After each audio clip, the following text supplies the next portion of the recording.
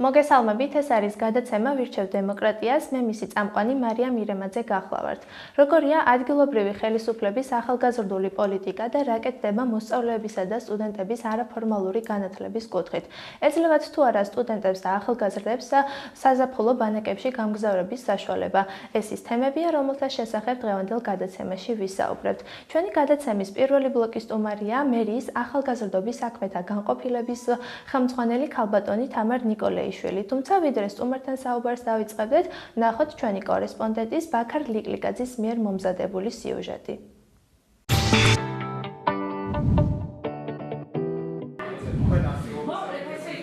ქუთაისის მერიის კულტურის, სპორტის, განათლების, ძეგლთა დაცვისა და ახალგაზრდობის სამსახური წლის განმავლობაში რამდენიმე ახალგაზრდული ინიციატივის მხარდაჭერას ახორციელებს. არაფორმალური განათლება ახალგაზრდებისთვის. ასე ერქვა საპილოტო პროექტს, რომელიც იდეების კონკურსის ერთ-ერთი გამარჯვებულია და რომლის მიზანსაც ქუთაისში მცხოვრები ახალგაზრდებისაგან აქტიური მოქალაქეების ბირთვის შექმნა წარმოადგენდა. კერძოდ, არაფორმალური განათლების საშუალებით ახალგაზრდების გაძლიერებას და მათთვის სხვადასხვა კომპეტენციების განვითარებას, რაც ადგილობრივ დონეზე მათ მიმდინარე საკითხებში ჩართვას შეუწყობს. არა მარტო ტრენინგიდან, თვითონ მონაწილეებიდანაც კი შევიძინე ის ინფორმაცია და ეს მნიშვნელოვანი საჭირო რაღაცები, რაც გამომადგება და უფრო გამიღრმავებდა ცოდნას ამ არაფორმალურ განათლებაში და ნამდვილად არ ვინანე და პირიქით მიამაყება, რომ პირველი წარმომადგენელი და პირველი დამამთავრებელი ვარ ამ ტრენინგის.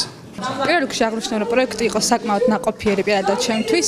განათლება, რომელიც მე მაქვს, არ არის საკმარისი, რადგან მას სჭირდება რეალიზაცია და როგორ გავუკეთო საკუთარ განათლებასა და გამოსხლებას რეალიზაცია, ამ პროექტმა ნათლად დამანახა. პროექტის განმახორციელებელი ორგანიზაცია საათის ხელმძღვანელი მაკაც ერთვაზე მიიჩნევს, რომ აუცილებელია მსგავს აქტივობებში ჩართვის საშუალება ქალაქის ყველა უბნის ახალგაზრდას მიეცეს. დღეს ამ ახალგაზრდებს და მათ შორის ორგანიზაცია საათს სურს გაახმოვანოს თავისი ძალიან დიდი სურვილი, რომ ეს პროექტი, რომელსაც ჩვენ ვუწოდებთ არაფორმალური განათლება ახალგაზრდების გაძლიერებისთვის, აუცილებლად გაგრძელდეს. და ყველა ახალგაზრდას, რომელსაც მსგავსი შანსი არ მიეცა აქამდე, რომ არაფორმალური განათლების კუთხით მსგავს ტრენინგებში, სემინარებში თუ სხვადასხვა სამუშაო შეხვედრებში მიიღო მონაწილეობა, აი ეხლა უკვე მივცეთ ეს შანსი. ახალგაზრდული ინიციატივის მხარდაჭერა ერთ-ერთ პრიორიტეტად მიაჩნია ქუთაისის მერს, რომელიც პროექტის დასასრულს სერტიფიკატების გადაცემის ცერემონიას თავად დაესწრო. მნიშვნელოვნად მიმაჩნია, რომ ჩვეულებრივ განათლებასთან ერთად ადამიანი მთელი სიცოცხლის განმავლობაში ღებულობდეს კიდე სხვადასხვა თემატიკაზე შესაძლებლობას, რომ მიიღოს განათლება, განსაკუთრებით ახალგაზრდებისათვის, ეს იქნება ტრენინგების მხრივ, ანუ არაფორმალური განათლების მხრივ, სხვადასხვა მიმართულებით და განსაკუთრებით მიმართულებით, რომ აქტიური საზოგადოება ჩამოყალიბდეს, განსაკუთრებით ახალგაზრდები და მათ ჩართულობის მექანიზმები შეისწავლონ, როგორც გადაწყვეტილების მიღების პროცესში, ასევე სხვადასხვა თემატიკის მხრივ. ფაქტია, რომ ახალგაზრდებს ბევრად უფრო მეტი შესაძლებლობები და გამოცდილება სჭირდებათ, ვიდრე ისინი საგანმანათლებლო ინსტიტუტებში დღეს იღებენ. აქედან გამომდინარე, არაფორმალური განათლება ერთ-ერთი საშუალებაა, რომელიც მათ პრაქტიკული უნარჩვევების გამომუშავებაში ეხმარებათ. ამიტომაც იმედი უნდა ვიქონიოთ, რომ მსგავსი ტიპის პროექტების დაფინანსებას ადგილობრივი თვითმმართველობა მომავალშიც გააგრძელებს.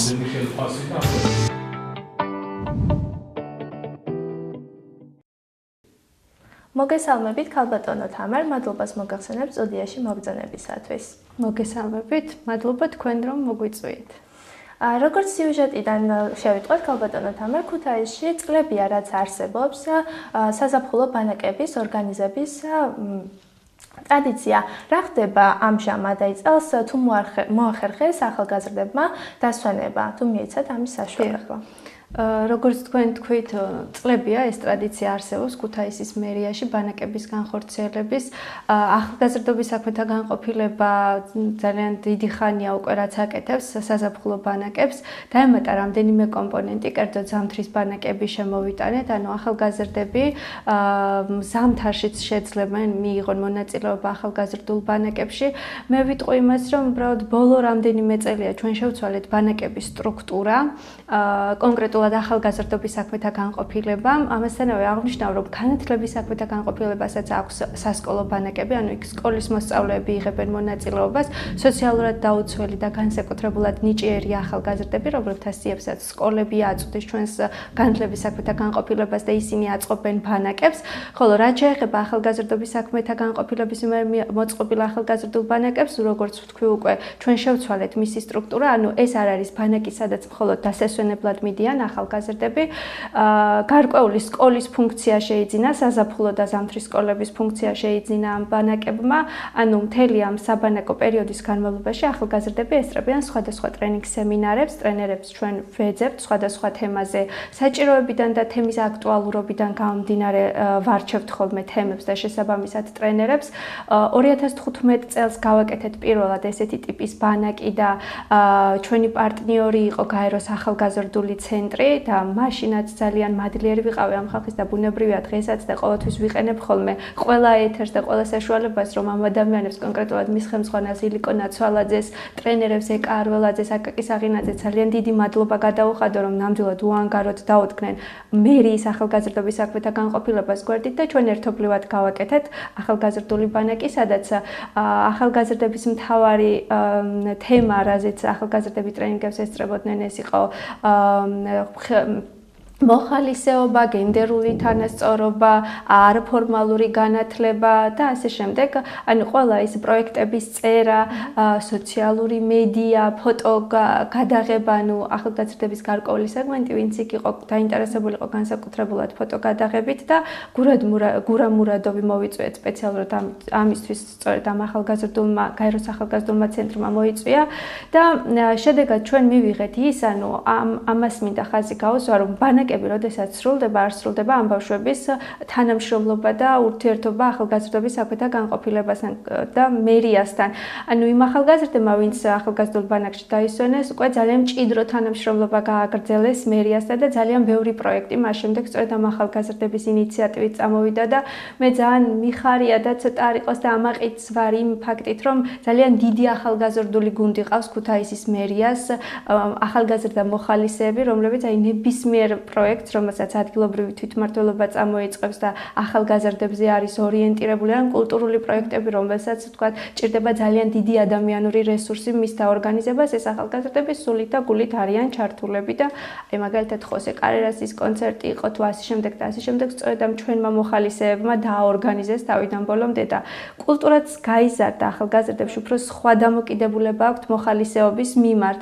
ანუ ჩვენ არავის არ ვაძალებთ მოდით და მოხალისეობრივ საფუძველზე, რომელიც იცით, რომ აბსოლუტურ ენთუზიაზმზე მუშაობას გულისხმობს და არც ერთ თეთრს ვერ გადაუხდით ხომ ახალგაზრდებს, თავისი სურვილით, თავისი ინიციატივით მოდიან და მთელი სულით და გულით აკეთებენ იმ საქმეს, რასაც თვლიან, რომ მათი ქალაქისთვის კარგია, მათი თანატოლებისთვის კარგია და კიდევ ბევრს მოუწოდებენ და ეს ძალიან კარგი შედეგი არის სწორედ ამ ბანაკების, რომ აი იქედან დაიწყო პირველი ტალღა, წამოვიდა ამ ახალგაზრდების.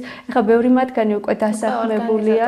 კი ბატონო, კი და დასაქმებულები არიან, გამოცდილება მიიღეს, განსაკუთრებული უნარები შეიძინეს ჩვენთან ურთიერთობაში და ეს ახალგაზრდების ის ნაწილია, რომელიც დარწმუნებული ვარ, რომ კიდევ ძალიან ბევრ კარგ სიტყვას იტყვის ჩვენს ქალაქში და ჩვენი ქალაქის მომავალია და მე მიხარია, რომ ქუთაისის მერიის ახალგაზრდობის საქმეთა განყოფილების მიერ ორგანიზებულ ბანაკში გაიცნეს ამ ახალგაზრდებმა ერთმანეთი და ბევრმა საკუთარ თავში რაღაც ახალი უნარები სწორედ ამ ბანაკებში აღმოაჩინა და აი ამიტომ არის კარგი ეს ბანაკები. დამოუკიდებლობას ეჩვევიან ერთმანეთთან ურთიერთობას ეჩვევიან, აბსოლუტურად ახალ უნარ-ჩვევებს იძენენ, ახალ კონტაქტებს იძენენ, რაც მე განსაკუთრებულად ეხმარებათ და კარგი.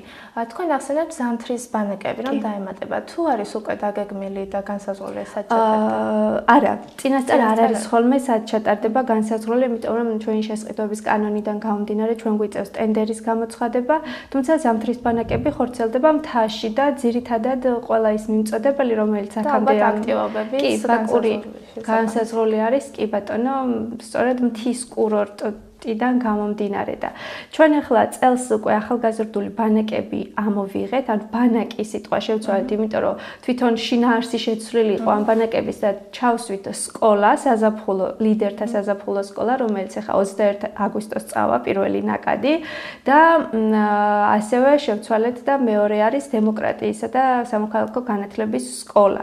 ასევე ჩვენ გვაქვს საერთაშორისო ბანაკი დაგეგმილი, რომელიც სექტემბრის ბოლოს განხორციელდება. მასში მონაწილეობას მიიღებენ როგორც ქუთაისელი ახალგაზრდები, ასევე დავაანონსებ წინასწარ მუშაობის პროცესში არის ეს პროექტი, ანუ ვმუშაობთ ამ პროექტზე და მასში მონაწილეობას მიიღებენ ასევე ქუთაისის დააძმობილებული ქალაქებიდან ახალგაზრდები, რომლებიც იმუშავებენ გარკვეულ სამოქმედო დოკუმენტს შექმნიან ამ ბანაკის პერიოდში, რომელიც ერთწლიანი სამოქმედო გეგმა იქნება ახალგაზრდულისათვის. როგორ ხდება მონაწილეთა შერჩევა? მონაწილეთა შერჩევა ხდება ღია კონკურსის წესით. ანუ ჩვენ ვაცხადებთ აპლიკაციების მიღებას. შემდეგ, როდესაც ახალგაზრდები აპლიკაციებს შეავსებენ და გამოგვიგზავნიან, კონკურსის წესით ხდება. შემდეგ უკვე გვაქვს გასაუბრება, კომისია ყავს სპეციალური დაკომპლექტებული, რომელშიც შედიან არასამთავრობო ორგანიზაციები, ჟურნალისტები, საკრებულოს წარმომადგენლები, ბუნებრივია ჩვენი მერიის თანამშრომლები და გარკვეული კრიტერიუმებით ირჩევიან ახალგაზრდები. ყველა ბანაკს აქვს თავისი კრიტერიუმი.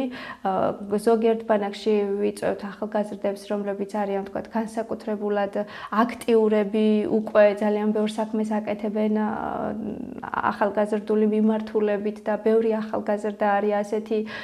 ზოგ ბანაკში ვიწევთ ახალგაზრდებს, რომლებიც არიან განსაკუთრებულად მოტივირებულები, მაგრამ ამდენხანს არ ქონიათ საშუალება, რომ მიეღოთ განსაკუთრებულ აქტივობებში მონაწილეობა და ასე შემდეგ. სხვადასხვა კრიტერიუმებით ირჩევენ ახალგაზრდები, თუმცა ბანაკებში მონაწილეობა შეუძლია ნებისმიერ ახალგაზრდას, რომელიც არის ქუთაისის მკვიდრი და რომელიც დააკმაყოფილებს იქ კონკრეტულად კონკურსის დროს მოცემულ კრიტერიუმებს, იმიტომ რომ ზოგი ბანაკი ასაკობრივ კრიტერიუმებში, ანუ შეზღუდვები გვაქვს ერთადად ასაკობრივი. ხო, ეხლა მაგალითად ლიდერთა სკოლა არის 14-დან 18 წლამდე ასაკის ახალგაზრდებისათვის გათვლილი დემოკრატიის სკოლა, რომელსაც შემდეგ სექტემბერში გეგმავთ, გვაქვს დაგეგმილი უბრალოდ ეს არის 18-დან ზემოთ 29 წლამდე ასაკის ახალგაზრდებისთვის და ასე შემდეგ. ჩვენი ასაკი არის 14-დან 29 წლამდე ასაკის ახალგაზრდები და ვცდილობთ რომ ყველა სეგმენტს მოვერგოთ. ბუნებრივია, რაც 14 წლის ახალგაზრდას აინტერესებს, ის 29 წლის ახალგაზრდისთვის არ არის არც საინტერესო და არც მნიშვნელოვანი, რელევანტური. ამიტომ სეგმენტებად ვყოფთ, რომ ყველა ასაკს მოვერგოთ ახალგაზრდებისას. ქალბატონო თამარ, ბევრი ახალგაზრდა ამბობს, რომ მერიაში განცხადების შეტანას აზრი არ აქვს, რადგან თითქოს წინასწარ არის უკვე განსაზღვრული, ვინ უნდა მოხვდეს ამ ბანაკში და ვინ არა და თქვენ პირადად რას ეტყოდით ასეთ ახალგაზრდებს? მე ასეთ ახალგაზრდებს ვეტყოდი, რომ შემოსცადონ, შემოიტანონ და თვითონვე ნახავენ, აქვს თუ არა აზრი შემოტანას განცხადებისას, იმიტომ რომ ვინც ამას ამბობს, მე ვფიქრობ, ჩვენამდე არ მოუღწევა მის არც განცხადებას და შემდეგ არც თვითონ ამ პიროვნებას რომ გქონოდა მისი გაცნობის საშუალება თუნდაც გასაუბრებაზე. ბუნებრივია იქნებიან ახალგაზრდები, რომლებიც არიან უკმაყოფილონი, იმიტომ რომ ვერ მოხვდნენ ასეთ პროექტებში, იმიტომ რომ ჩვენ ახლა გვაქვს ბანაკი გამოცხადებული, რომელში მონაწილეობაც უნდა მიიღოს ჯამში 120 ახალგაზრდამ და ამ 120 ახალგაზრდიდან რამდენიმე ახალგაზრდა დაახლოებით 40-მდე ახალგაზრდა უკვე შერჩეული არის, აი მანსანკანის გამარჯვებული ახალგაზრდები, კინოსკოლის რამდენიმე აქტიური ახალგაზრდა, ჩვენ ჩავატარეთ ქუთაისის მემატიანე ამ პროექტის გამარჯვებული ახალგაზრდები, ანუ ახალგაზრდები, რომლებმაც სხვადასხვა მთელი წლის განმავლობაში მერიის სხვადასხვა ახალგაზრდულ პროექტებში გაიმარჯვეს. ან მიიღეს რაღაც განსაკუთრებული აქტიური მონაწილეობა და ეს ახალგაზრდები ნაწილი შერჩეულია. ანუ 120 ახალგაზრდიდან დაახლოებით 80 ახალგაზრდა უნდა შევარჩიო. 120 ახალგაზრდაში კიდევ 80 ყავს შესარჩევი, ხო? ეხლა მერიაში ამ წუთას შემოსული არის 15-მდე იყო საბუთების მიღება და შემოსული არის 200-ზე მეტი განაცხადი. 200 ახალგაზრდიდან, როდესაც არჩევ თქვა 90 პირობითად 100-ით, ხო, აი სწორედ ამას გეუბნებით, რომ ამას არჩევს კომისია. ჯერ აპლიკაციების გადარჩევით იწყება ყველაფერი, იმიტომ რომ იქ თქვენ იცით, ვისაც კი ჩაუტარებია გასაუბრება, აპლიკაციას აქვს გარკვეული მნიშვნელობა თუ როგორი დამოკიდებულებით მოდის ახალგაზრდა. სამოტივაციო წერილი უწერია თუ არა და ასე შემდეგ. შემდეგ უკვე გასაუბრებაზე კომისიას აქვს სპეციალური შკალა. კომისიის წევრი ეს კარგი ბავშვია, ის ნიჭიერია, თავიდან ბოლომდე გამორიცხოს ყველა პროტექცია. აი, თავიდან ბოლომდე რომ ვიღაცა დამირეკავს და მეტყვის რომ ეხა ეს ჩემი შვილია, ძმისშვილია, დიშვილია და ყველას გასაგონად ვამბობ ამას, მე არაფერ შუის კომისიის წევრიც არა ვარ.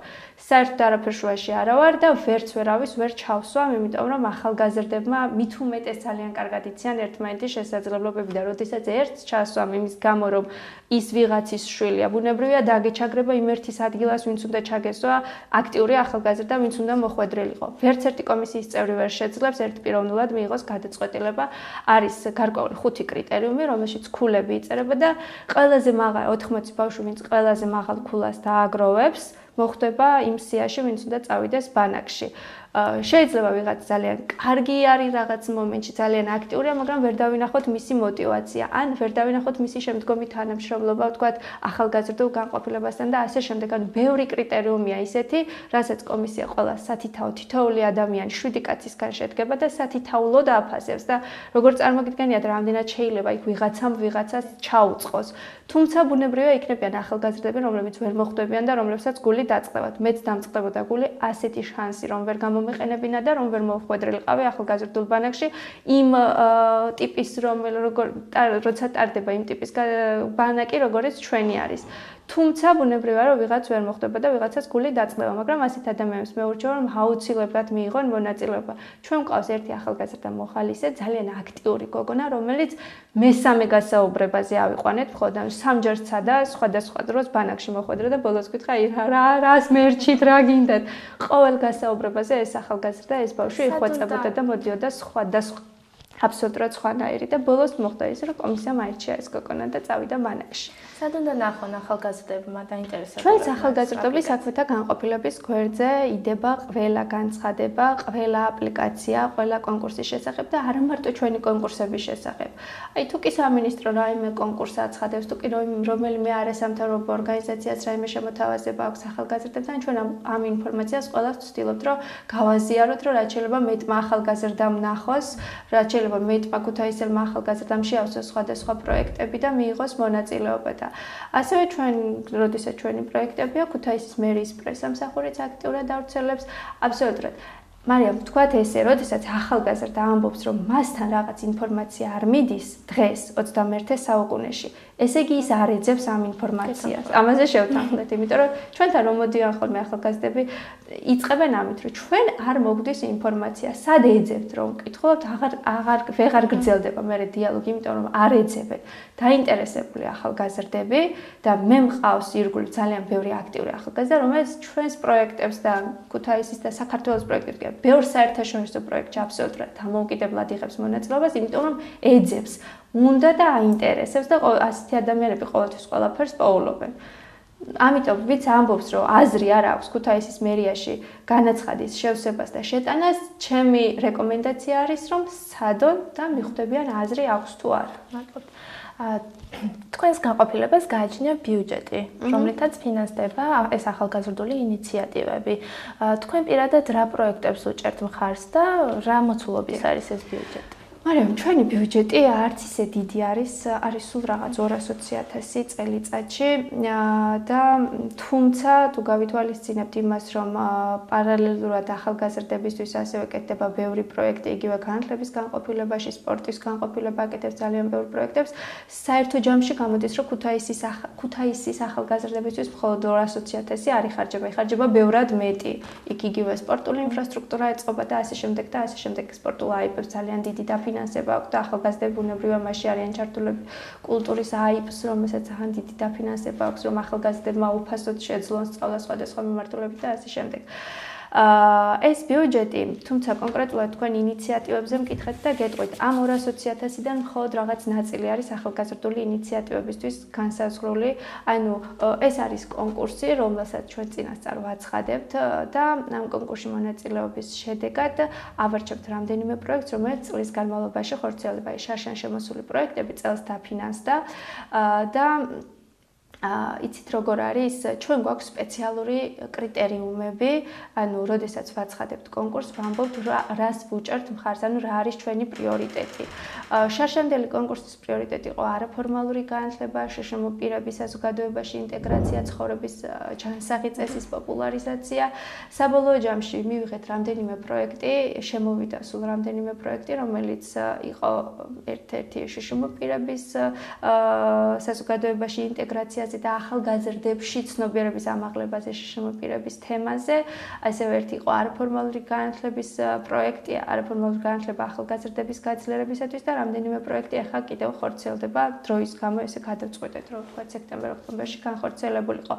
ანუ საერთო ჯამში ინიციატივებზე გამოყოფილი თანხა არც ისე ბევრი არ არის, მინდა გითხრათ, თუმცა ახალგაზრდებს ასევე შეუძლიათ მთელი წლის განმავლობაში მხოლოდ ამ ინიციატივების კონკურსის ფარგლებში არა. უბრალოდ ისე მოგვაწოდონ ინიციატივა. რაიმე პროექტის იდეა, თუ კი ეს პროექტი ჩვენ არ გვაქვს გათვალისწინებული, ან ჩვენ გვაქვს ბიუჯეტი მუხლობრივად დაყოფილი, ვთქვათ, არაფორმალური განათლებისთვის, ტრენინგ სემინარების ორგანიზებისთვის, წლის განმავლობაში ჩვენ გვაქვს გარკვეული განსაზღვრული, ვთქვათ, მე მინდა რომ ჩავატარო ტრენინგები რაღაც თემაზე, თუმცა ახალგაზრდები მოვლენ ჩემთან პროექტით და მეტყვია რომ აი მაგალითად შარშენ გავაკეთეთ ჟესტური ენის შესწავლის პროექტი, რომელიც ახალგაზრდული ბანაკში გაუჩნდათ ახალგაზრდებს ეს იდეა, აბსოლუტურად არსად არ გვეწერა ბიუჯეტში და გავუშვით სპეციალური მუხლი შევცვალეთ, ცვლილებაზე გავაკეთეთ და სწორედ ჩავსვით ამ ახალგაზრდების პროექტი და გაკეთდა პროექტი მათი ინიციატივით. თუმცა ეს არ იყო ინიციატივების კონკურსის ფარგლებში, პირდაპირ ბიუჯეტში ჩაისვა. ამიტომ ახალგაზრდებს მინდა უთხრა, რომ თუ კი მათ რაიმე ინიციატივა აქვს, აუცილებლად მოგწერონ ამის შესახებ. უბრალოდ ჩვენ გვაქვს ძალიან ერთი ცუდი რამ, ესეც უნდა ვთქვა და ვიყო გულახდილი, ჩვენ არ შეგვიძლია გრანტის სახით დავაფინანსოთ სხვადასხვა პროექტი. ანუ ნებისმიერი პროექტი, როდესაც მერიაში შემოდის, მასზე ვაცხადებთ ტენდერს. და გარკვეული პროცედურები არის, დროში ვართ გარკვეულწილად შეზღუდულები, თუ დროში იწელება პირიქით ეს პროცესები და ასე შემდეგ და ასე შემდეგ. თუმცა პროექტი აუცილებლად ხორციელდება. თუმცა გვაქვს გარკვეული პრიორიტეტები და სწორედ ამ პრიორიტეტებს უნდა ერგებოდეს ეს პროექტი. და თუ კი არ ერგება ჩვენს არც ერთ პრიორიტეტს, რომელიც გვაქვს განსაზღვრული მუხლობრივად, ანუ მთელი წლის განმავლობაში, ჩვენ შეგვიძლია ეს პროექტი განვიხილოთ ახალგაზრდების ჯგუფთან ერთად და შეგვიძლია ჩავსვათ მომავალი წლის ბიუჯეტში. ანუ განუხორციელებელი არანაირად არ არის. თავარი არის, აი ჩვენ როდესაც 2015 წელს დავინიშნე და ქალაქის მერი მანამდე მოვიდა 2014-ში, ხო, ბატონი შოთამურღულია. მისი მთავარი დამოკიდებულება ახალგაზრდული განყოფილების მიმართ და მოთხოვნა იყო ის, რომ არ მინდა თქვენი შექმნილი პროექტები და თქვენი დაწერილი პროექტები. მით უმეტეს არ მინდა ვთქვათ რაიმე პროექტების დაკოპირება, მხოლოდ იმიტომ, რომ დიდმა ქალაქმა თბილისმა გააკეთა ან სადღაც ევროპის რომელიღაც ქალაქში ასე კეთდება. მე მინდა გააკეთოთ ის პროექტები, რომელიც მოდის ახალგაზრდებიდან და სწორედ ახალგაზრდებიდან წამოსულ პროექტებს ვცდილობთ, რომ გავაკეთოთ და ჩვენ როდესაც ბიუჯეტს ვგეგმავთ ხოლმე, ძირითადად გამოვდივართ, რა თქმა უნდა, საქართველოს ახალგაზრდული პოლიტიკის დოკუმენტიდან და ამ დოკუმენტის მიხედვით ხელმძღვანელობთ, როდესაც ბიუჯეტი იგეგმება, თუმცა წინასწარ ვაკეთებთ შეხვედრებს ფოკუს ჯგუფებთან, ახალგაზრდების სხვადასხვა ჯგუფთან, ეს იქნება მოსწავლეები, სტუდენტები, თქვათ სხვადასხვა ახალგაზრდა მასწავლებლები და ასე შემდეგ და მათი მოთხოვნების შესაბამისად იგეგმება ბიუჯეტი. თუმცა კიდევ ერთხელ ვიტყვი, რომ ამ ბიუჯეტში ცვლილებების შეტანა წლის განმავლობაში არის შესაძლებელი თემის აქტუალურობიდან გამომდინარე და მათი მოთხოვნებიდან გამომდინარე. თუმცა მინდა ვთქვა, რომ ახალგაზრდები ხშირად არ აქტიურობენ, ანუ უცხო ახალგაზრდა მოსულიყოს რაიმე განსაკუთრებული იდეით ჩვენთან, რომ აი ამის გაკეთება ქალაქში არის კარგი და თან მოეტანა ვთქვათ რაიმე დამადასტურებელი ან კვლევა, მცირე კვლევა ან რაღაც მოსაზრება მათი ჯგუფის და ასე შემდეგ, ესეთი რაღაც არ მახსოვს.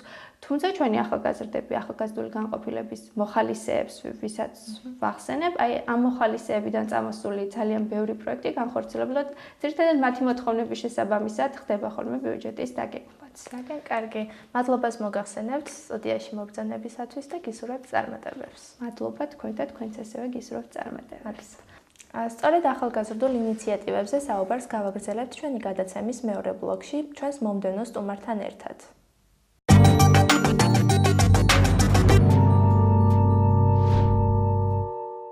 ბრუნდებით გადაცემის მეორე ბლოკში ჩვენ სტუმართან ერთად და ჩვენი სტუმარი გახლავთ თამარ ჩაგელიშვილი. ის არის პროექტის არაფორმალური განათლება ახალგაზრდების გაძლიერებისათვის მონაწილე.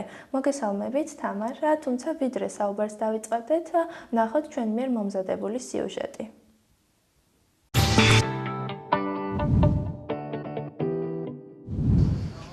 საზაფხულო ბანაკები მოსწავლეებისათვის და სტუდენტებისთვის სპორტულ გამაჯანსაღებელი ფუნქციის გარდა საგანმანათლებლო მხარესაც ითავსებს.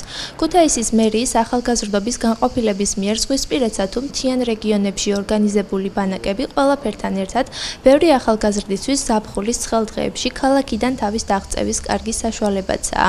როგორც მერიის ახალგაზრდობის განყოფილებაში აცხადებენ, წელს უპირატესობა თემატურ მიმართულებას მიანიჭეს და ერთნაირი ინტერესების მქონე ბავშვების თავშეყრა გადაწყვიტეს.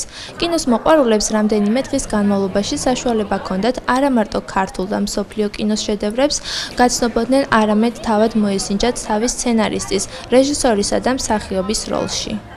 ეს ორი კვირა რაც კინოსკოლაში გავატარე, რაც ამ არაჩვეულებრივ ბავშვებთან ერთად გავატარე, იყო დაუვიწყარი მართლაც, იმიტომ რომ ეს საფხულის ორი კვირა ძალიან გამიხალისდა, ბევრი ძალიან საინტერესო რაიმე ვისწავლე, უშუალოდ კინოს გადაღების პროცესის მომსწრე გავხდით, ჩვენ თვითონ ვაკეთებდით ყველაფერს, მოვიძიეთ ადგილები, მსახიობები, ვატარებდით კასტინგს, დავწერეთ სცენარი, ჩვენ თვითონ განვავითარეთ, როგორ უნდა გავაკეთებინა და ჩვენ თვითონვე გადავიღეთ, დავამონტაჟეთ და ან ბოლოს ის ნაყოფი, ასე ვთქვათ, რაც მივიღეთ, შედეგი იყო არაჩვეულებრივი. უკვე 3 წელია რაც მერის მიერ ორგანიზებულ ახალგაზრდულ ბანაკებში ვიღებ მონაწილეობას. თავდაპირველად CV-ს მეშვეობით და შემდეგ უკვე გასაუბრების მეშვეობით მოვხდი მონაწილედ ასეთ ბანაკებში. ხოლო დაახლოებით 1 წლის შემდეგ უკვე ჩვენი ასე ვთქვათ გადამზადების შედეგად მოხდა ჩვენი ლიდერება ჩამოყალიბება. ეს რა თქმა უნდა განპირობებული იყო ბანაკის ტრენინგების ასე ვთქვათ ძალით და მცდელობებით. მერიის ახალგაზრდობის განყოფილება ზაფხულის დღეებში სტუდენტებისა და მოსწავლეების თავშეყრას და მათთვის გარკვეული უნარ-ჩვევების გადაცემას პრიორიტეტად მიიჩნევს და გვიდასტურებენ, რომ მომავალშიც დაინტერესების შემთხვევაში კიდევ ბევრ ახალგაზრდას მისცემენ საშუალებას ალტერნატიული გზით ცოდნის მიღებისა და პარალელურად ჯანმრთელობის გაკაჟებისა. ლიდერთა საზაფხულო სკოლა გათვალისწინებულია 14-დან 18 წლამდე ქუთაისელი ახალგაზრდებისათვის კონკურსი ჩატარდება 2 ეტაპად. პირველ ეტაპზე მოხდება განაცხადების გადარჩევა, მეორე ეტაპზე გასაუბრება. შეირჩევა სულ 120 მოსწავლე და 2 ეტაპად 21 აგვისტოდან 31 აგვისტოს ჩათვლით ისინი გაივლიან სამოქალაქო განათლების კუთხით და ტრენინგებს, მოისმენენ სემინარებს. წლების განმავლობაში სპორტული ბანაკებისა და საზაფხულო სკოლების მომსახურებით ათასობით ქუთაისელმა ისარგებლა. მერის შესაბამისი სამსახური სკოლის მოსწავლეებსა და ადგილობრივ სტუდენტებს ამომავლოდ კიდევ უფრო მეტ სიახლეს პირდება.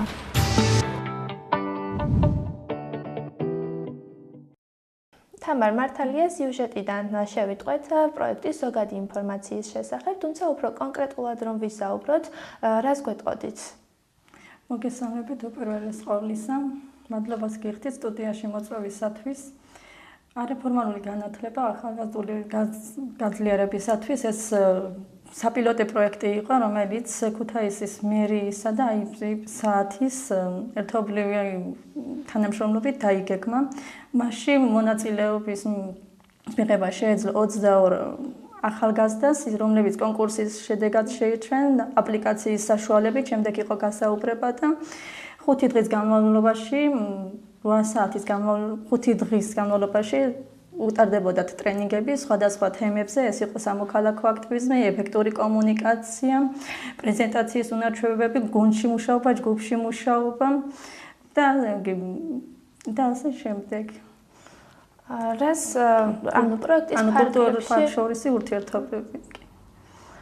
პროექტის ფარგლებში რა პროექტები განხორციელდა და გამოგადგებათ თუ არა ეს პროექტები რეალურ ცხოვრებაში?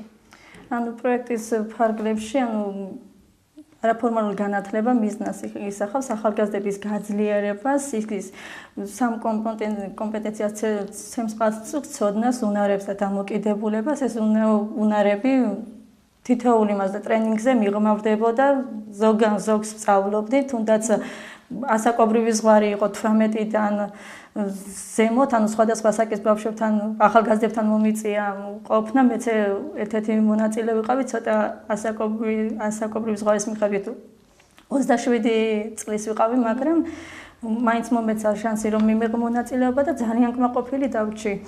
იმიტომ რომ ბევრი რამე ვისწავლე, ბევრი რამე გადავაფასე, ბევრი რამე უფრო სხვანაირად დავინახე და ძალიან კმაყოფილი დავრჩი. თუნდაც გამიფართოვდა უნარები, მაგალითად თანამონაწილეობითი ლიდერობა, გუნდში მუშაობა, ჯგუფში მუშაობა, ზოგიერთნები თუნდაც მეც მეშლება როგორია გუნდში მუშაობა, როგორი იყო ჯგუფში მუშაობა, ანუ განსხვავება დავინახე მათ შორის და უფრო მეტად განვაფართო უნარები ამ მიმართულებით.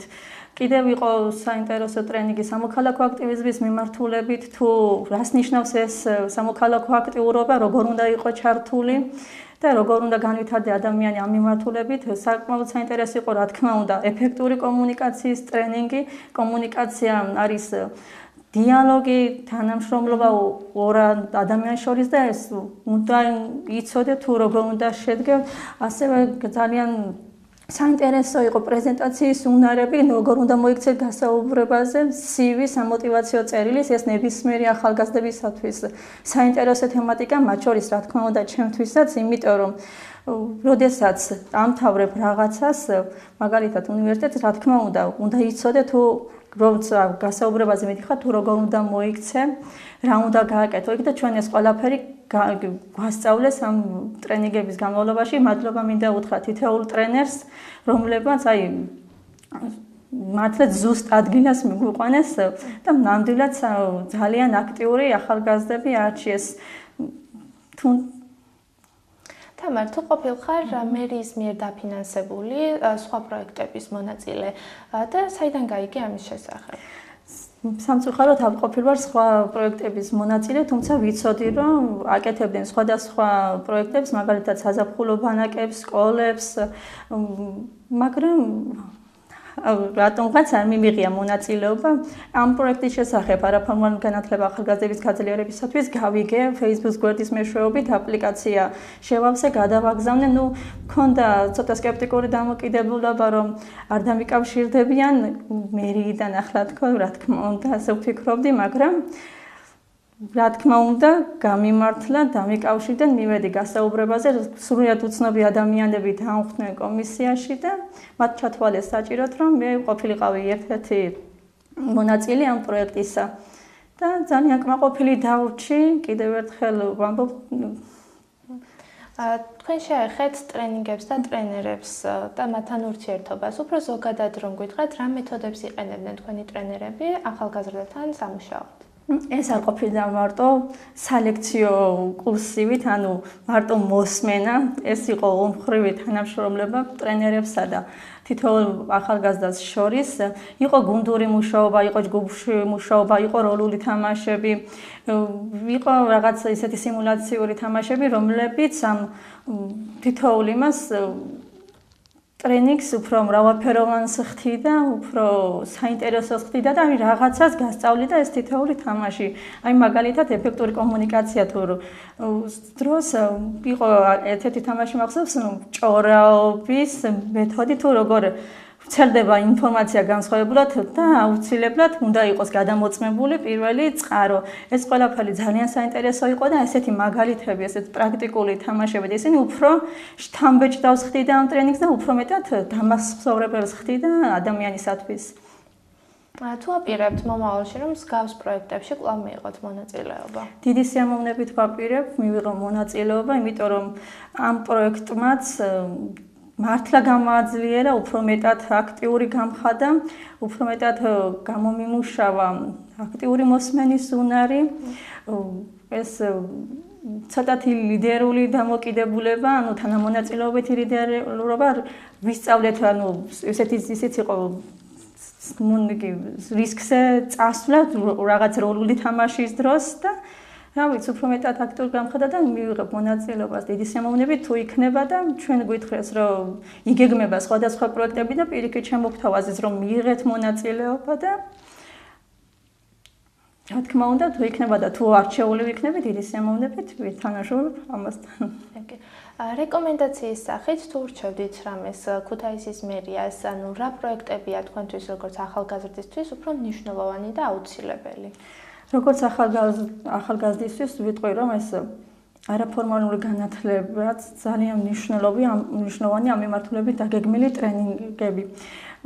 განათლება სამი მიმართულებით არის, ანუ ფორმალური განათლება, არაფორმალური განათლება და ფორმალური განათლების მიღმა განათლება. ეს არაფორმალური განათლება არის, რა თქმა უნდა, ნებაყოფლობითი, ეს თუნდაც ტრენინგები, ეს ღია სემინარები და ისინი ამას მოიცავს და ნებისმიერ ადამიანს შეუძლია ნებაყოფლობით მიიღოს მონაწილეობა ამ ტრენინგებზე დაესწროს და თუნდაც ეს პროექტი, კიდევ ერთხელ აღნიშნავ, რომ მე უფრო მეტად გამზარდა, იმიტომ რომ ზუსტად იმ თემატიკაზე იყო საუბარი იქ, რომელიც ადამიანს გამოადგებოდა. გამოსადგომია როგორ აკეთებ პრეზენტაციას, როგორ უნდა იყო კარგი პრეზენტატორი, როგორ უნდა მართო აუდიტორია, როგორ წერს CV-ს, ძალიან ბევრს ეშლება, თუ როგორი წერება და მთელს ავტობიოგრაფიულ სახეს აძლევენ CV-ს. ანუ ჩვენ განსხვავებას გვასწავლეს, კიდევ ერთხელ დაგვანახეს, თუ რა განსხვავებაა CV-სა და სამოტივაციო წერილს შორის. ანუ თქვენ კმაყოფილი ხართ? ძალიან კმაყოფილი დავჭით და ეს ზუსტად ისეთი ტრენინგები იყო, რომლებიც მიზნად ისახავდა ახალგაზრდების იმას. ინკლუზიური განათლების მიმართულებით შევთავაზებდით, დარწმუნებული ვარ იქნება და დიდი სიამოვნებაა, ანუ უნარებს, რომ რა ყველაფერი, რასაც ადამიანების, ახალგაზრდების უნარების განვითარებისთვის იქნება, ანუ დიდი სიამოვნებით მივუღებდი ესეთ ტრენინგებშიც მონაწილეობას. ამ ტრენინგების თემატიკით ძალიან კმაყოფილი ვარ და აი ზუსტად პასუხობდნენ სათაურს თითოეული ტრენინგისას. კარგი, გისურვებთ წარმატებას და მადლობას მოგახსენებ სტუდიაში მობრძანებისათვის. არაფორმალური განათლება, საზაფხულო სკოლები და ახალგაზრდული პროექტების მხარდაჭერა იყო ჩვენი დღევანდელი გადაცემის სასაუბრო თემა. ადგილობრივი თვითმმართველობა ამ საკითხებთან მუშაობას აქტიურად განაგრძობს და მომავალში უფრო მეტ ახალგაზრდას მიეცემა მსგავს პროექტებში მონაწილეობის საშუალება. ეს იყო გადაცემა ვირჩევ დემოკრატიას, მე კი მისი წამყვანი მარია მირემაძე გახლდით. შევხვდებით მომავალში სხვა საინტერესო თემებით.